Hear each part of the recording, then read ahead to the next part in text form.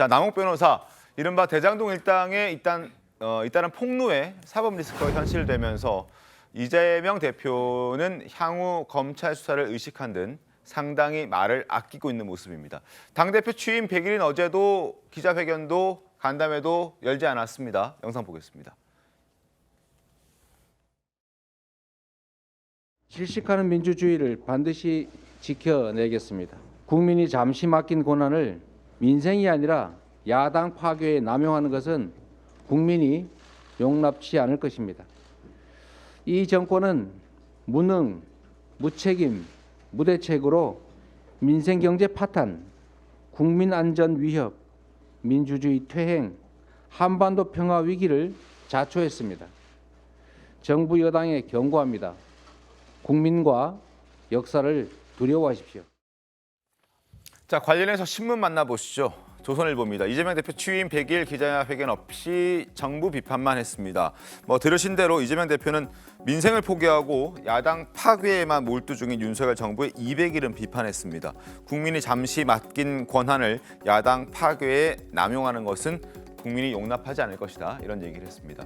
그리고 국민의힘도 가만히 있진 않았습니다. 이재명 대표의 100일 동안 민주당은 민생을 외면하고 이재명 대표 방탄에만 매달렸다 비판했고, 정진석 비대위원장은 지금 민주당에게 중요한 것이 그분 살리기냐 지적했고요. 조영 원내대표 역시 야당 탄압이라고 할 수 있는지 되묻고 싶다. 자신을 좀 되돌아봐라. 이렇게 얘기를 했습니다. 국경 대변인. 어제 회견 안 했습니다. 전례가 없던 일이죠. 그동안 모든 대표들은 회견을 했는데 지금 사법 리스크 때문에 기자들의 질문이 조금 껄끄러워서 하지 않았다 이런 지적들이 있는데 그게 사실입니까? 시기적으로 적절치가 않습니다. 지금 여야가 우선은 이제 국정조사 때문에 가파르게 대치하고 있고, 그리고 이상민 행안부 장관의 이태원 참사에 따른 책임론, 이것이 이제 중심에 서 있는 데다가 네? 또 법정 예산 처리 기간도 지났어요. 여기에 제1야당의 당대표가 한가하게 100일이라고 해서 기자회견하는 것, 이건 정무적으로 볼 때 적절치 않다라는 판단을 내리는 것은 지극히 자연스럽다라고 생각해요. 여기에서 또 고려할 점은 만약에 이제 취임 기자회견을 한다라고 했을 때 그 정진상, 김용, 최측근과 관련된 수사에 대한 심경을 묻는 질문들이 줄을 이루지 않겠습니까? 그러다 보면 결국 100일 기자회견의 취지 자체가 퇴색될 수가 있겠다라는 우려가 일부분 반영될 수도 있겠다라는 어떤 그 추측을 해보고요. 그 여당에서 민생을 외면한 야당이다라고 하는데, 민생은 그 윤석열 대통령과 정부가 외면을 하고 있는 것이지 야당이 외면한다고 해서 외면되는 게 아니지 않습니까? 야당은 민생 똑바로 살펴라라고 충고하고 계속해서 호소하는 거예요. 실제 집행력을 아무것도 안 갖고 있는 그 민주당에게 민생을 버렸다라고 얘기하는 것은 아마도 국민의힘 관계자들이 본인들이 아직도 야당인 줄로 착각하고 있는 그런 표현 아닌가 싶습니다. 그 국정은 대통령과 국회가 같이 이끌어가는 것인데 국회는 또 여야가 함께 있습니다. 그러면 결국은 여당과 대통령이 큰 힘을 형성하고 여기에 야당은 거기에서 견제와 감시 균형을 맞춰라라고 이야기하는 이제 집단으로서의 자기 역할인데, 마치 그 국내 정치에 대한 여러 가지 사안에 대해서 야당에 대해서 책임을 묻는 듯한 야당의 비판의 어떤 시각, 이 부분은 좀 여당답지 못한 이런 모습 같습니다. 알겠습니다. 그러나 국민의힘에서는 취임 100일 맞은 이재명 대표 혹평을 내놨습니다. 관련 발언 듣고 이야기를 좀 이어가겠습니다. 지금 민주당에게 중요한 것이 민생 살리기입니까? 그분 살리기입니까? 이재명 방탄을 위해 정쟁을 확대 재생산하고 있습니다. 민주당은 선을 넘지 마십시오.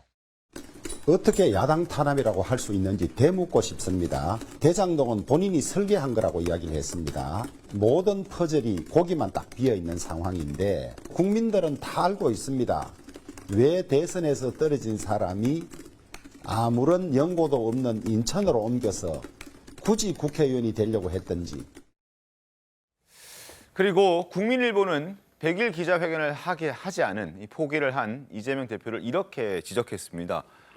사법 리스크로 기자회견을 피했던 것인가 라고 얘기를 하면서 대장동 비리 사건과 관련한 기자들의 질문이 나오면 다른 메시지가 묻힐 뿐 아니라 뭐라고 대답을 하더라도 검찰 수사에서 불리하게 작용할지도 모른다는 우려 때문에 기자회견을 하지 않았다는 그런 세간의 의구심이 만약 사실이라면 이건 민망한 일이다 이렇게 지적을 했고, 이재명 대표가 스스로 결백하고 측근들의 무죄를 믿는다면 언론을 당당하게 만나는 것이 옳다. 곤란한 질문이 나올까 봐 기자들을 피한다는 인상을 주는 것은 야당 대표답지 못하다 이렇게 얘기를 했습니다. 지금 이재명 대표가요, 기자들이 대장동 관련 질문을 하면 네. 거의 묵묵부답이에요. 대답 안 하죠. 대답을 네. 안 해요. 그럼 만약에 취임 100일 만약에 그 야당 대표로서 기자회견을 해버리면 거기서 사실 기자들이 뭘 많이 물어볼까요? 대장동에 관한 질문 안 물어볼 수가 없다니까요. 그러면 그 질문에 대답하기가 어려우니까 제가 볼 때는 이거 피한 것 같아요. 다 그렇게 볼 수밖에 없는 상황입니다. 그러니까 그냥 혼잣말만 하는 거 결국은 최고위원 회의에서 그냥 본인이 대표로서 그냥 얘기하는 거 아니겠어요? 제가 볼 때는 이제는 야당 대표 자격이 있다라고 많은 분들이 보시지 않잖아요. 그러면 이 정도 됐으면 그 민주당 국회의원들도 마음속으로는 이제 그만 내려와야 되지 않는가 이런 생각 많이 하실 것 같아요. 왜냐 지금 우리가 알아본 바로는 친명 국회의원이 30명, 비명 국회의원이 30명, 그리고 가운데 이제 100여 명이 눈치를 보고 계시다고 해요. 들은 얘기인데 그러면 이 100여 명이 지금 무슨 마음이겠어요? 빨리 제발 우리를 방탄으로 삼지 말고 이재명 대표 떳떳하게 수사받고 다시 돌아와라 이런 마음 아니겠습니까? 그러니까 이재명 대표는 그런 지금 국회의원들의 마음들도 본인이 지금 읽어야 되는 이제 상황이 됐다라고 지금 말씀을 드리고요. 네. 그 민생 얘기를 지금 말씀드리면은요. 아니 지금 민주당이 국회에서 다수당이잖아요. 윤석열 대통령 민생을 위해서 법안 하나도 통과를 못 시키고 있는 상황이에요. 민주당이 안 시켜주고 있어요. 지금 종부세 문제도 마찬가지잖아요. 국민들이 지금 거의 속으로 이제는 타들어가는 걸 넘어서서 이제 다 죄가 됐대요. 그런데 지금 민주당이 하는 거는 그런 법안을 하나도 통과 안 시켜주고 본인들한테 유리한, 민주당에 유리한, 아니면 그 진영에 유리한 그런 법만 지금 막 강제로 지금 통과시키고 있잖아요. 그러니까 이 정도 되면 민생 얘기는 진짜 꺼내지도 말아야 되는 사람들이에요. 국민들 보기에 창피하지 않으세요, 민주당? 국경 대변인님.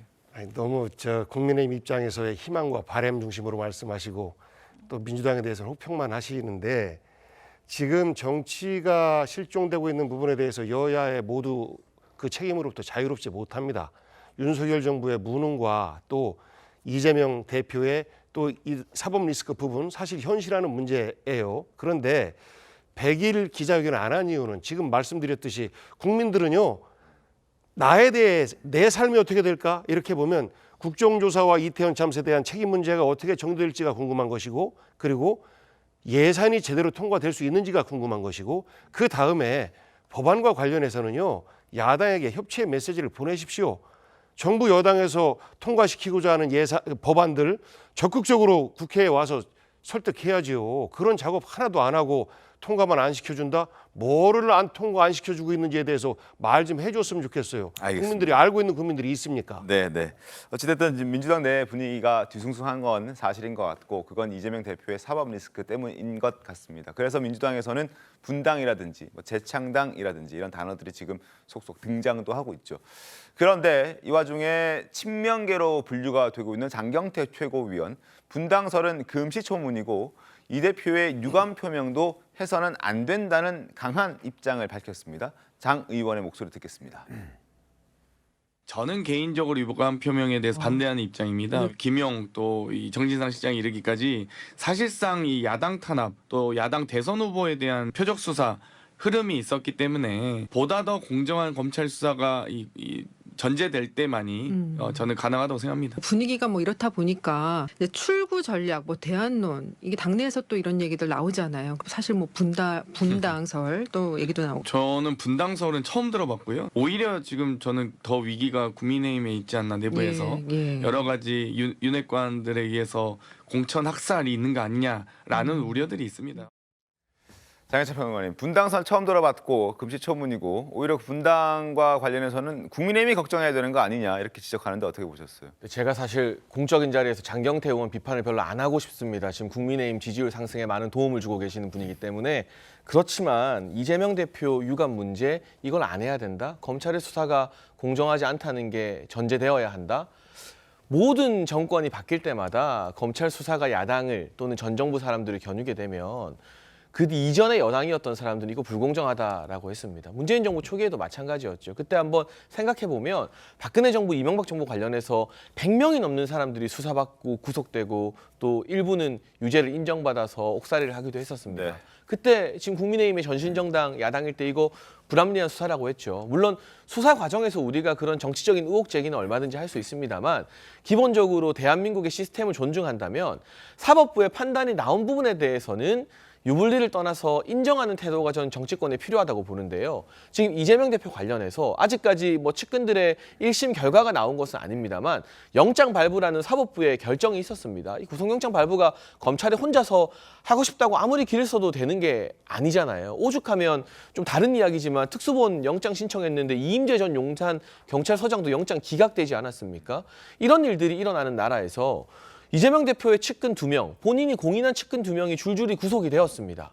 그랬다면 최소한 당원들에게 미안해서라도 뭐 국민의힘 당원들을 대상으로 사과하라는 게 아니라 나로 인해서 민주당이 어려움에 처했다, 사과한다라는 대당원 메시지라도 이재명 대표 측에서 나와야 되는 게 지극히 상식적인 것인데 혐의 인정하라는 요구도 아니고 유감을 표명하라는 요구마저도 이렇게 강하게 반발한다면 국민들이 계속해서 이 이재명 체제의 민주당을 신뢰할 수 있겠습니까? 더군다나 이런 메시지를 민주당 내에서 국민의 신뢰를 받는 메신저가 아니라 자극적인 가짜뉴스로 이제 양치기 소년 김의겸 의원과 동급이 되어버린 장경태 최고가 나와서 이런 이야기 해버리면 이게 이재명 대표나 민주당에게 뭐 도움이 되겠습니까? 자, 그리고 또 하나 지금 또 무속과 관련해서도 민주당 혹은 또 야권에서 지적들이 많이 나오고 있는 것 같습니다. 자, 김종태 전 정의당 의원, 장경태 의원도 천공에 대해서 얘기를 했던 적이 있는데 김종대 전 정의당 의원도 대통령 관저 이전 과정에서 역술인 천공이 개입했다는 의혹을 제기를 했습니다. 논란이 되고 있습니다. 화면 함께 보겠습니다. 자, 유튜브에 출연해서 얘기를 한 내용입니다. 경호처장이 육참 총장 공관장에게 연락을 해서 공관장 한 명을 제외한 공관 거주 모든 인원을 내보내라 라고 지시를 한 뒤에 천공과 함께 나타났다, 이런 주장을 유튜브 채널에서 했습니다. 여기에 대해서 대통령실 입장 나왔습니다. 경호처장은 천공과 일명씩도 없을 뿐 아니라 천공이 육군 참모총장 공관을 둘러본 사실 자체가 없다. 무슨 소리 하느냐? 그리고 천공은 대통령실 이전 과정에 어떠한 형태로도 관여된 바가 전혀 없음을 분명히 밝힌다, 이렇게 알겠습니다. 자, 장경태 민주당 최고위원 역시 도어 스태핑 중단 얘기하면서 천공 개입 의혹을 제기하셨습니다. 당시 장경태 의원 목소리 듣겠습니다. MBC 스트레이트에 천공 스승이 도어 스태핑하면 안 된다는 방송이 방영되자 가림막 설치에 도어 스태핑 중단까지 갈수록 가관입니다. 언론과 야당의 재갈을 물리고 걸핏하면 압수수색으로 문제를 해결하려고 하는 참 잔인하고 오만한 정권입니다. 잊을만 하면 천공, 잊을만 하면 뭐 역술, 무술 이런 것들이 등장합니다. 근데 각각 사정이 다르죠. 장경태 의원이 지금 얘기한 저 천공 스승 뭐 도어 스태핑 하지 말라고 하는데 우리 잘 아시지만 도어 스태핑을 하지 말라는 사람은 굉장히 많았습니다. 네. 그렇죠? 아니 윤석열 대통령 본인이 취임 100일 기자회견 때 그 얘기를 하지 않았습니까? 이 지지율 떨어진다고 하지 말라는 사람이 굉장히 많지만 나는 한다. 이렇게까지 밝혔으니까. 그런데 더군다나 장경태 그 최고위원이 얘기한 그 천공 스승이 도어 스태핑 하지 말라는 거는 그 제가 기억하기에는 6월 달인 거로 기억해요. 6월. 네, 그런데 도어 스태핑 실제 하지 않은 거는 11월이잖아요. 맞습니다. 그러면 6월에 하지 말라고 했는데 하지 말라고 얘기한 지 곧바로 만약에 도어 스태핑을 중단했다면 저런 의혹을 뭐 제기할 수 있다고 생각합니다. 근데 6월하고 11월이면요 굉장히 큰 간격이 있어요. 그러니까 그게 연결됐다고 보통 상식적으로는 생각하지 않아요. 그러니까 저 말 자체가 저는 그 견강부에다 억지로 끌어다 맞춘 것이다 이렇게 생각을 하고, 그다음에 김종대 전 의원이 얘기한 거는 저 얘기의 전후 맥락을 보면 좀 국방 전문가 아닙니까? 네. 근데 국방부 관계자로부터 본인이 취재를 굉장히 오랫동안 했다는 거예요. 대통령실은 아니라고 하고. 그러니까 저는 저기서 단정적으로 누구 말이 옳다 이렇게 얘기는 안 하겠는데 김종대 전 의원이 지금 얘기한 것도 보면 뭐 취재를 오래 했다고 하니까 저는 이제 어차피 대통령실에서 문제 제기를 하고 만약에 고소를 한다면 수사에 들어가야 되지 않겠습니까? 그러니까 김종대 전 의원이 누구한테 어떤 얘기를 들었는지 그게 정말 가짜 뉴스인지 왜냐하면 자기가 취재를 했다고 얘기를 하니까 그런 부분을 분명하게 좀 밝혔으면 좋겠다. 그게 뭐 수사기관이 됐든지 아니면 김종대 전 의원이 다시 한번 자기가 그 취재했다는 사람한테 물어봐서 이게 정말 근거가 좀 있는 건지 없는 건지 한번 재확인해서 다시 한번 얘기를 해줬으면 좋겠다 이렇게 생각합니다. 알겠습니다.